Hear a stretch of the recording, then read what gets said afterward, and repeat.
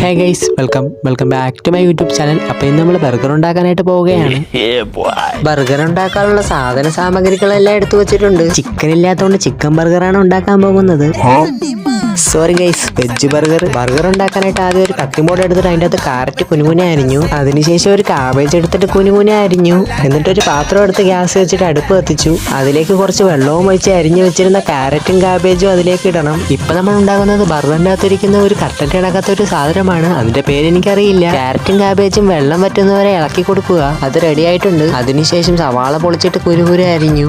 പിന്നെ 2 പച്ചമുളകും കുരുകുര അരിഞ്ഞു. എന്നിട്ട് നേരത്തെ ഉണ്ടാക്കിയ കാബേജും കാരറ്റും മറ്റൊരു പാത്രത്തിലേക്ക് മാറ്റിയിട്ട് അതിലേക്ക് 2 തുള്ളി എണ്ണയും ഒഴിച്ച് കുരുകുഞ്ഞ അരിഞ്ഞ സവാളയും പച്ചമുളകും അതിലേക്ക് ഇടണം. 2 ഇളക്കിയതിനു ശേഷം നേരത്തെ വേവിച്ച് വെച്ചിരുന്ന കാരറ്റും കാബേജും അതിലേക്ക് ഇടണം. കുറച്ച് സമയത്തിന് ശേഷം ഒരു പുഴുങ്ങിയ ഉരുളക്കിഴങ്ങ് അതിലേക്ക് ഇടണം. ഈ വീഡിയോക്ക് ഒരു 500 ലൈക്ക് ആകുമ്പോൾ ഞാൻ ഒരു ചിക്കൻ ബർഗർ ഉണ്ടാക്കും.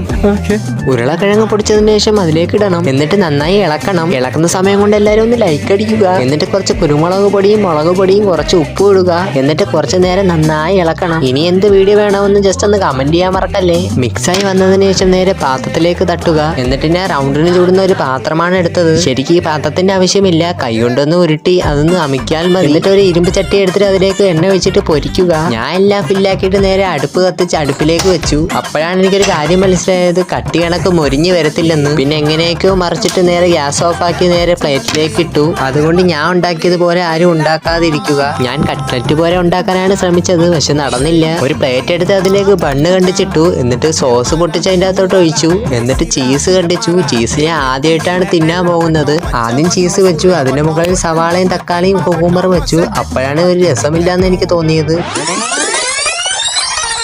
അങ്ങനെ എല്ലാ ലെയറും വെച്ചിട്ട് ബണ്ണ് വെച്ച് അടച്ചു. പച്ച കളർ കിട്ടാൻ വേണ്ടി കുറച്ച് മല്ലിയിലയും വെച്ചു. ഗൈസ്, നമുക്കൊന്ന് ടേസ്റ്റ് ചെയ്ത് നോക്കാം. നല്ല ടേസ്റ്റ് ഉണ്ടായിരുന്നു. ഒരു കടി കടിച്ചപ്പോഴത്തേക്കും അകത്തിരുന്ന സാധനം പുറത്തേക്കും വന്നു. പിന്നെ ഒരു മുളകും കടിച്ചു. നല്ല എരിയുണ്ട്. എന്തൊക്കെ പറഞ്ഞാലും സൂപ്പർ.